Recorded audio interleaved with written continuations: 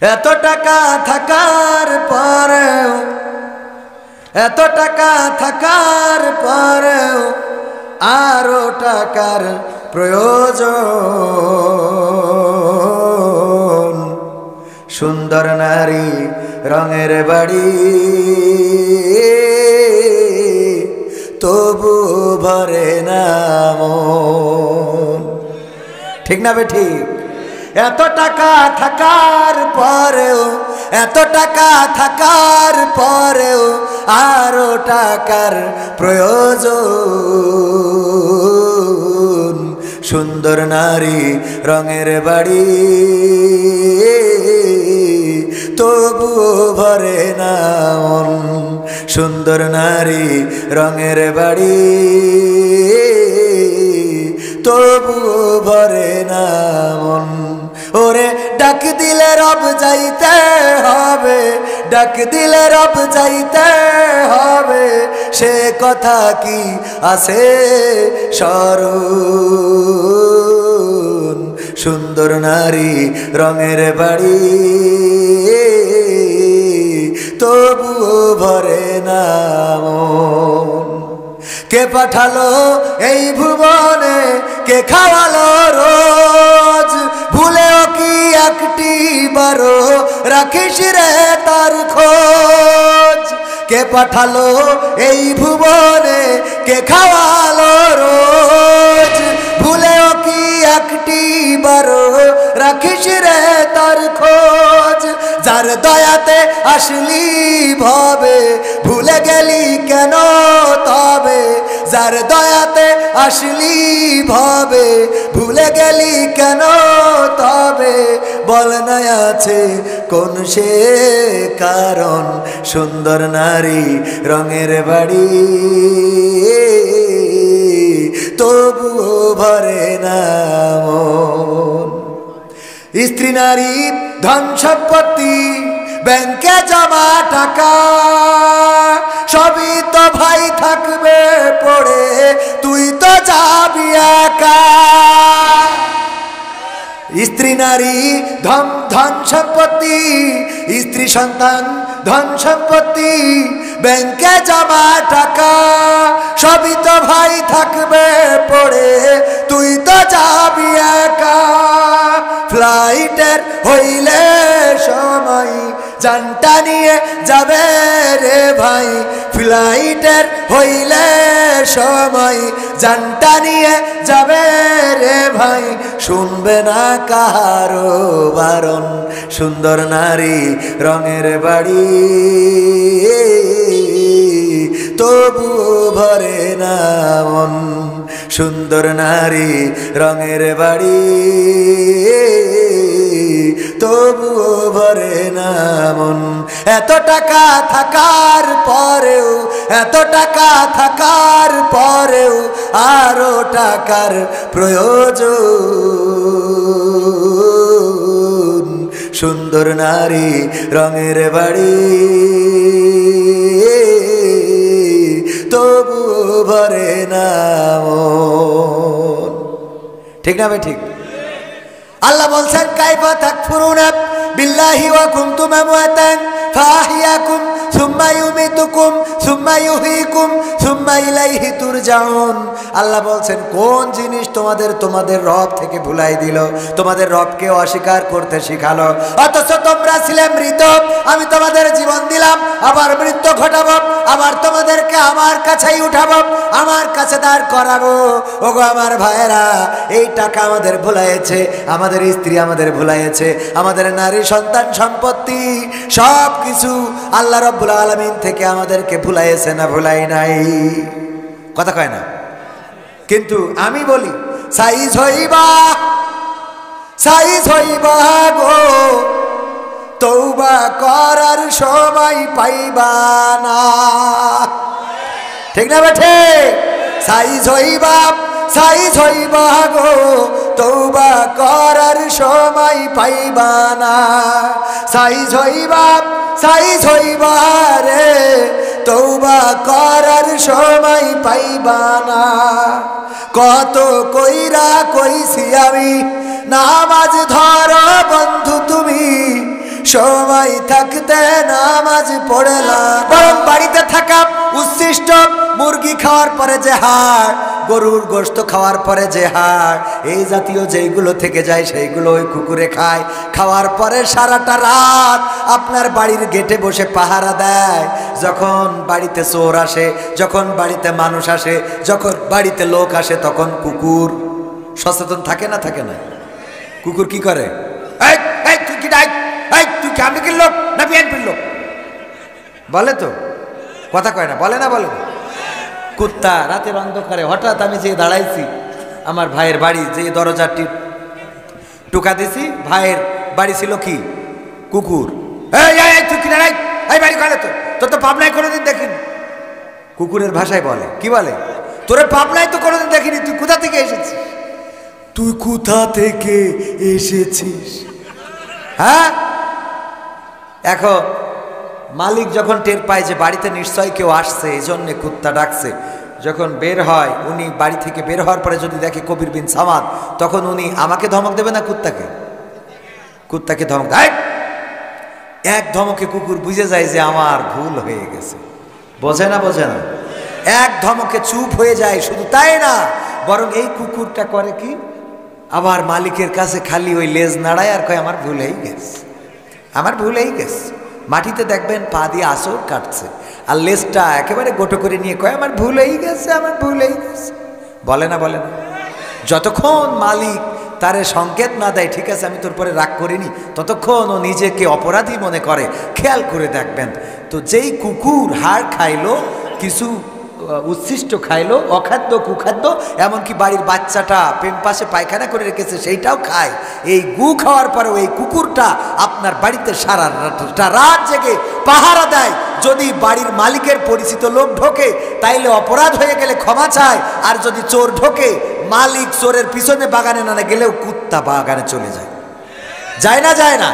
তাহলে যেই মালিক একটু হাড় খাওয়াইলো, তার যদি এত কৃতজ্ঞ থাকে একটা কুকুর, যে আল্লাহ আমাদের এত কিছু দিল, হাত দিল, পা দিল, বউ দিল, সন্তান দিল, স্ত্রী দিল, মা দিল, ভাই বোন দিল, জমি জায়গা সম্পদ, ছয় গরু ছাগল হাঁস মুরগি, এত কিছু দিল, সে আল্লাহর যারা শুকরিয়া আদায় করে না, আল্লাহর কসম করে বলি ওরা কুত্তার চেয়েও খারাপ। ঠিক না বেঠে? সুতরাং আল্লাহ তাদের হেদায়েত নসিব করে দিন, বলে না আমিন।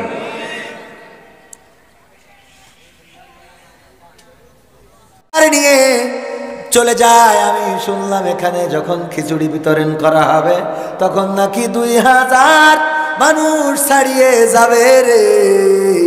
তার মানে যেখানে আছে খাওয়া সেখানে আমাদের যাই পাওয়া। ঠিক না বেঠে?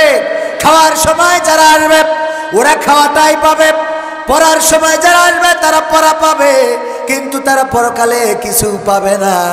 আল্লাহর নবী সাল্লাল্লাহু আলাইহি সাল্লাম যখন হিজরত করলেন, করার পরে মদিনাবাসী আমার বিশ্ব নবী সাল্লাল্লাহু আলাইহি সাল্লামের সাহাবাদেরকে নিজেদের ভাই বানিয়ে নিলেন। আমার ভাই, কলিজার ভাই শুধু নাই, রক্তের ভাই, এত আপন করে নিলেন। নিজার 10 বিঘা জমি ছিল, সে 5 বিঘা তার ওই ভাইকে দিয়ে দিল। মুহাজির যারা তাদেরকে দিয়ে দিল। আনসারেরা যার 2টা স্ত্রী আছে, একটা স্ত্রী তালাক দিয়ে বলল আমার ওই ভাইয়ের সাথে বিবাহ করো। যার 10টা উট আছে 5টা উট দিয়ে দিল। যার 2টা খেজুরের বাগান আছে তারা একটা খেজুরের বাগান দিয়ে দিল। এমনি ভাবে যারা হিজরত করে আল্লাহর নবীর সাথে মদিনায় গেল, মদিনার মুসলমানেরা আনসার সাহাবীরা সব সাহাবীদেরকে আপন ভাইয়ের মতো শরীক যেমন অংশীদার পায় তেমন অংশীদারি করে সম্পদে ভাগ দিতে থাকলো। এটা মক্কায় জানার পরে অনেকেই বলল তাইলে তো অনেক লাভ আছে, সুতরাং আমরাও যাব মদিনায়, সেখানে গেলে জমি পাওয়া যায় রে। আল্লাহ রাসূলের কাছে খবর আসলো, ওগো রাসূল সাল্লাল্লাহু আলাইহি সাল্লাম, মক্কা থেকে অনেকেই হিজরত করছে, যাদের নিয়ত হলো এই দেশে আসার পরে বিবাহ করবে, জায়গা পাবে, জমি পাবে, ব্যবসায় শরীক পাবে, এই জন্য এসেছে। আল্লাহর নবী সাল্লাল্লাহু আলাইহি সাল্লাম বললেন যার যে জন্য হিজরত তার সেটাই প্রাপ্তি। যে হিজরত করেছে জমির জন্য সে হয়তো জমি পাবে, সে হয়তো স্ত্রী পাবে, সে হয়তো টাকা পাবে, সে হয়তো সম্পদ পাবে, কিন্তু অবশিষ্ট থাকবে না। সকালবেলা ফজরের সময় যখন এখানে খিচুড়ি বিতরণ করা হবে, ওই সময় যেই মুসলমানগুলো আসবে, ওই মুসলমানগুলো আসলে মুসলমান না, ওরা আগাকাটা মুসলমান। ওরা আসার পরে ওদের ভাগ্যে শুধুমাত্র খিচুড়ি ছাড়া আর কিছু জুটবে না। কথাটা আমার না রাসূলের? কথা কার? অনেকগুলো রিকোয়েস্ট, ওগো আমার ভাইরা সঙ্গীত শুনতে চায়, কিন্তু আমি একটা আয়াতে কারিমা তেলাওয়াত করেছি পবিত্র কোরআনের 3 নম্বর সূরা, সূরা আলে ইমরানের 102 নম্বর আয়াত। আল্লাহ বললেন, ইয়া আইয়ুহাল্লাযীনা আমানুত্তাকুল্লাহ হাক্কা তুকাতিহি ওয়া লা তামুতুন্না ইল্লা ওয়া আনতুম মুসলিমুন। আমার আল্লাহ বলছেন, ওগো ঈমানদারেরা আল্লাহকে ভয় করো যেমন করে তাকে ভয় করা উচিত, আর ততক্ষণ পর্যন্ত মৃত্যুবরণ করো না যতক্ষণ পর্যন্ত না পূর্ণ মুসলমান হতে পারো। বলেন দেখি, আমরা এখানে সবাই মুসলমান না হিন্দু? মুসলমান না হিন্দু? মুসলমান হওয়ার জন্য আমার ওসি সাহেব সুন্দর করে ওয়াজ করে গেছেন। ইসলামের স্তম্ভ কয়টা? সবাই বলেন কয়টা? আরো জোরে কয়টা? তার মধ্যে প্রথম কোনটা? ঈমান, কালেমা। আমরা যখন কালেমা পড়লাম তখন আমরা কি হইলাম? মুসলমান হয়েছি না হই নাই? কালেমা পড়ার পরে ঈমান আনার পরেই তো মুসলমান হয়ে গেলাম। আর সেই ঈমান আনার পরে আল্লাহ আবার ডাক দিচ্ছে, ইয়া আইয়ুহাল্লাযীনা আমানু। আল্লাহ আবার ডাক দিচ্ছে কাদের? ইয়া আইয়ুহাল্লাযীনা আমানু, ওগো ঈমানদারেরা শোনো, কান খুলে শোনো, তোমাদেরকে বলছি শোনো। ওগো বিশ্বাসীরা শোনো, যারা কালেমা পড়েছ শোনো, যারা মুসলমান হয়েছ তারা শোনো। তোমরা আল্লাহকে ভয় করো যেমন করে তাকে ভয় করা উচিত, আর ততক্ষণ পর্যন্ত মৃত্যুবরণ করো না যতক্ষণ পর্যন্ত না পূর্ণ মুসলমান হতে পারো, পূর্ণ আত্মসমর্পণকারী হতে পারো। কথাটা কার? কথাটা কার? আল্লাহ বললেন, আত্মসমর্পণকারী হওয়ার জন্য আমরা আত্মসমর্পণ যদি করতাম তাইলে এখানে লোক বেশি থাকতো না কম? অথচ কম না বেশি? কারণটা হলো আমরা আত্মসমর্পণ করেছি নামে, কাজে নাই রে। আল্লাহ রাব্বুল আলামিন সূরা বাকারার উপর আয়াতে বলছেন, কাইফা তাকফুরুনা বিল্লাহি ওয়া কুনতুম আমওয়াতান ফাহইয়াকুম সুম্মা ইউমীতুকুম সুম্মা ইউহয়িকুম সুম্মা ইলাইহি তুরজাউন। আমার আল্লাহ বলছেন, ওগো মানুষেরা শোনো, কোন জিনিস তোমাদেরকে তোমাদের মহান রব থেকে ভুলিয়ে দিল, অথচ তোমরা ছিলে মৃত, তোমাদের কোনো জীবন ছিল না, আকার ছিল না, আকৃতি ছিল না। আমি আল্লাহ তোমাদের জীবন দিলাম, আকার দিলাম, আকৃতি দিলাম। আবার একদিন আমি তোমাদের মৃত্যু ঘটাবো, আবার একদিন আমি তোমাদের পুনরুজ্জীবিত করব। কথাটা কার? বেলা শেষে ফেরা লাগবে কার কাছে? চিল্লায়ে বলেন কার কাছে? কার কাছে? সেই আল্লাহর কাছে ফেরার জন্য আমরা প্রস্তুত আছি কিনা? আজকে যদি মালাকুল মাউত আসে, এই মাহফিল, এই গ্রামের 41তম মাহফিল, আহারে 41তম মাহফিলের যদি এই দশা হয়, তাইলে এটা শুরু হইলে কি হইতো? ওগো আমার মুসলমানেরা, যদি আজকে আমরা কেউ মারা যায়, কালকে যদি কবরে মুনকার নাকির আসার পরে বলে মান রব্বুকা ওয়া মান দীনুকা ওয়া মান নাবিয়ুকা, আমরা উত্তর দিতে যদি ব্যর্থ হই, যদি বলে আল্লাহ তোমার বান্দা তো উত্তর দিতে পারলো না, আল্লাহ রাব্বুল আলামিন যদি বলে আমার ওই বান্দার কাছে শোনো, গতকাল ওদের গ্রামে মাহফিল হয়েছিল, সেই মাহফিলে ছিল কিনা, থাকলেও ক্ষমা করে দেব। বলেন দেখি, যারা আসেন নাই যদি এইটাও বলে, তাও কি সুযোগ পাবো নাকি? কথা কয় না? যদি এটাও বলে যে ঠিক আছে ওরা তো পারলো না, অসুবিধা নেই, প্রশ্ন সহজ করে দিই, এরকম দেয় না? দেয় না? যেহেতু পারিনি প্রশ্নটা একটু সহজ করে দিই, তো সহজ করে দেওয়ার পরেও দেখা গেল বললো ঠিক আছে কালকের মাহফিলে কি ছিলি? আল্লাহ ছিলাম। আমলনামা আল্লাহর কাছে আছে না নাই? মিথ্যে বলে কোনো উপায়? তো এই জন্য আল্লাহ বলছেন, কাইফা তাকফুরুনা বিল্লাহি ওয়া কুনতুম আমওয়াতান ফাআহইয়াকুম সুম্মা ইউমীতুকুম সুম্মা ইউহয়িকুম সুম্মা ইলাইহি তুরজাউন। আল্লাহ বলছেন, ওগো মানুষ, কোন জিনিস তোমাদেরকে তোমাদের মহান রব থেকে ভুলিয়ে দিল? তো আমি সেই কথাটাই, আমার ভাই অনুরোধ করেছে যে ভাই একটু এই সঙ্গীতটা শোনাবেন, তো এই আয়াতের সাথে মিল আছে, সেই সঙ্গীতটা একটু শোনাবো আপনাদের। এগুলো গানের রিকোয়েস্ট, শোনাবো? গান শোনাবো ইনশাআল্লাহ। গান হবে না ওয়াজ হবে? হ্যাঁ, গান হবে। আমি চাই বাংলাদেশে কাঁদবে না আর কেউ তো দুঃখে, আমি চাই প্রতিটা মানুষ মিলে মিশে থাকবে সুখে। শান্ত। আমি চাই বাংলাদেশে কাঁদবে না আর কেউ তো দুঃখে, আমি চাই প্রতিটা মানুষ মিলে মিশে থাকবে সুখে। আমি চাই বাংলাদেশে কাঁদবে না আর কেউ তো দুঃখে, আমি চাই প্রতিটা মানুষ মিলে মিশে থাকবে সুখে। আমি চাই ভিক্ষুক হয়ে ঘুরবে না কেউ কারো দ্বারে, আমি চাই কাটবে না রাত কখনো কারো অনাহারে। আমি চাই ভিক্ষুক হয়ে ঘুরবে না কেউ কারো দ্বারে, আমি চাই কাটবে না রাত কখনো কারো অনাহারে। আমি চাই মাজলুমেরা ফেলবে না আর চোখের পানি, আমি চাই কোটের দ্বারে কাঁদবে না বিচারের বাণী। আমি চাই মাজলুমেরা ফেলবে না আর চোখের পানি, আমি চাই কোটের দ্বারে কাঁদবে না বিচারের বাণী। আমি চাই বাংলাদেশে কাঁদবে না আর কেউ তো দুঃখে, আমি চাই প্রতিটা মানুষ মিলে মিশে থাকবে সুখী। আমি চাই ধর্ষিতা বোন কাঁদবে না আর অন্ধকারে, আমি চাই ধর্ষকেরা ভালো হবে তওবা করে। আমি চাই ধর্ষিতা বোন কাঁদবে না আর অন্ধকারে, আমি চাই ধর্ষকেরা ভালো হবে তওবা করে। আমি চাই অধিকার নিয়ে খেলবে না কেউ সিনিমিনি, আমি চাই বুঝবে সবাই থাকবে না কেউ চিরদিনই। আমি চাই অধিকার নিয়ে খেলবে না কেউ সিনিমিনি, আমি চাই বুঝবে সবাই থাকবে না কেউ চিরদিনই। আমি চাই বাংলাদেশে কাঁদবে না আর কেউ তো দুঃখে, আমি চাই প্রতিটা মানুষ মিলে মিশে থাকবে সুখী। আমি চাই সাংবাদিকে সত্য কথা লিখুক সবে, আমি চাই চ্যানেলগুলো সত্য প্রচার করুক ভাবে। এখন চ্যানেলে অপপ্রচার হয় না? হয় না? আমার বাংলাদেশের মিডিয়ার খবর, বাংলাদেশের মিডিয়া এসেছে, ভারতের দাদাবাবুরা তাদের চ্যানেল দিয়ে বাংলাদেশে অপপ্রচার করছে। বাংলাদেশে যা ঘটেনি তাই বানাচ্ছে, বাংলাদেশে যা হয় নাই তাই বলছে, বাংলাদেশে যা করে নাই সেইগুলো সেখান থেকে অপপ্রচার করে আবার হিন্দুদেরকে উস্কে দিয়েছে। ওই পারের হিন্দুরা বলছে চলো চলো বাংলাদেশ চলো, এই বলে আন্দোলন করছে। শুনেছেন না শোনেন নাই? তারা বলছে এই দেশে নাকি সংখ্যালঘু নির্যাতন হচ্ছে। আমি বলি এই দেশে সংখ্যালঘু নয়, বরং এই দেশের সংখ্যাগরিষ্ঠ যারা তারা নির্যাতিত হচ্ছে। সংখ্যাগরিষ্ঠ কারা? কারা? মুসলমান। কারা? দেখেন মুসলমানেরা সংখ্যাগরিষ্ঠ কেমন করে নির্যাতিত হচ্ছে। আমার দেশে ইসলাম প্রচারের জন্য এসেছিল বঙ্গবন্ধুর পরিবার, তাদের কন্যা সপ্ত মেরে ফেলাইলো, 2টা কন্যা বেঁচেছিল। তার মধ্যে আমাদের একজন প্রধানমন্ত্রী ছিল, সেই প্রধানমন্ত্রী ওই পরিবারের সন্তান। যেই পরিবার আসিল ইসলাম প্রচারের জন্য, ওই পরিবারের সন্তান রে সকালবেলা উঠে আগে যায় নামাজ খোঁজে, তারপরে নামাজ পড়ে, তারপরে কোরআন পড়ে দিনের শুরু করে।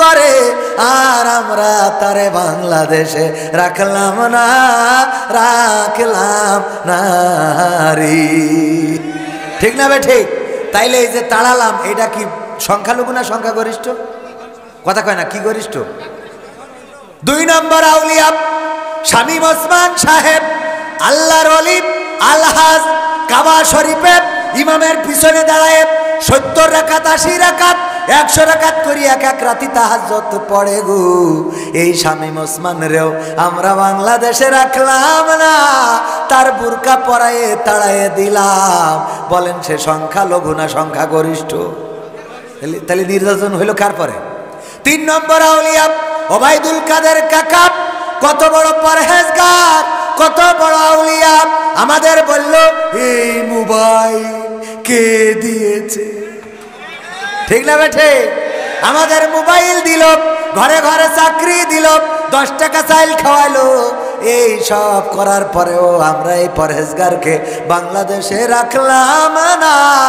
বলিল যে ঠাকুরগাঁওয়ে ফখরুল ইসলাম আলমগীরের বাসায় যাইয়ে উঠবে, সেখানেও জায়গা দিলাম না।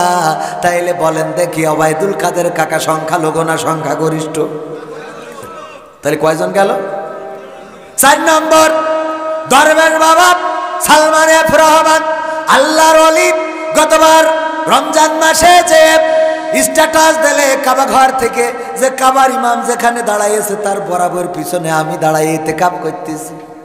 কত বড় পরেজগার দরবেশ সালমান এফ রহমান, জানেন কিনা? এই যে দরবেশ, এত বড় বড় দাড়ি, যা আমারও এখন অত বড় হয়নি। ওরে আল্লাহ, ওর দাড়ি পর্যন্ত এই দেশে রাখতে পারলো না, কেটে ফেলতে হইল। কথা কয় না? কাইটে ফেললো আবার চিন্তা করলো সারা জীবন যেহেতু নৌকায় চড়িছি, এখনো নৌকায় চড়ি পালাবো, কিন্তু ওর মনে নেই যে 5 তারিখে সেটা ডুবে গেছে। এই জন্য ওতে চড়ে পালানোর সময় ওরেও ধরা হলো। তারপরে আনিসুল হক তারে ধরা হলো। 4 নম্বর গেল। 5 নম্বর সবচেয়ে বড় পরহেজগার, টেলিভিশনে বসে বসে টকশো করতো আমার মানিকা। আগে চিন্তা করলো আমি তো ভালো ছিলাম না, এখন নতুন করে টুপি মাথায় দিলে দাড়ি ডাও রাখলো, রাখার পরে বর্ডারে যাওয়ার পরে মানসি বিচি নাকি খুলে নিয়েছে। তাহলে নির্যাতন হয়েছে না হয় নাই? ও যখন ধরা খেয়ে টুপি পাশে ছিল না, মুখে দাড়ি ছিল না, তাহলে সেও একজন মুসলমান পীর ওলিয়া উলিয়ার পর্যায়ে পৌঁছে গেছে দাড়ি টুপি রেখে। এরও আমরা দেশে মানে ডাইরেক্ট ফাটাই ফেলিতেছে। তাহলে আমরা নির্যাতিত করছি কাদের? কথা কয় না কাদের? আর আমার হিন্দু ভাইয়েরা চট্টগ্রামে আমার সাইফুল ইসলাম আলিফ অ্যাডভোকেট, তাকে কুপিয়ে হত্যা করলো, মেরে ফেললো। ওই যে আলিফের মা কান্দে সন্তান হারানোর জন্যে, কাঁদে তার বিধবা স্ত্রী, কাঁদে তার কলিজার টুকরা সন্তান, গর্ভে রয়েছে আরো একটা সন্তান, অন্তঃসত্ত্বা রমণী।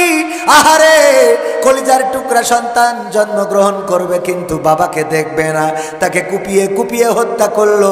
এরপরেও বাংলাদেশের মুসলমান কোন জায়গায় কোন হিন্দুর গায়ে হাত তো দেয় নাই, বরং তাদের যে দুর্গা পূজা চলে গেল, এই দুর্গা পূজায় আমার মুসলমানেরা, আমার মাদ্রাসার ছাত্ররা, আমার আলেম ওলামারা, আমার ইসলামী আন্দোলনের নেতা কর্মীরা, তারা রাত জেগে জেগে তাদের প্রতিমাগুলো পাহারা দিয়েছে, বিনিময়ে তারা আমাদেরকে কুপিয়ে মারলো।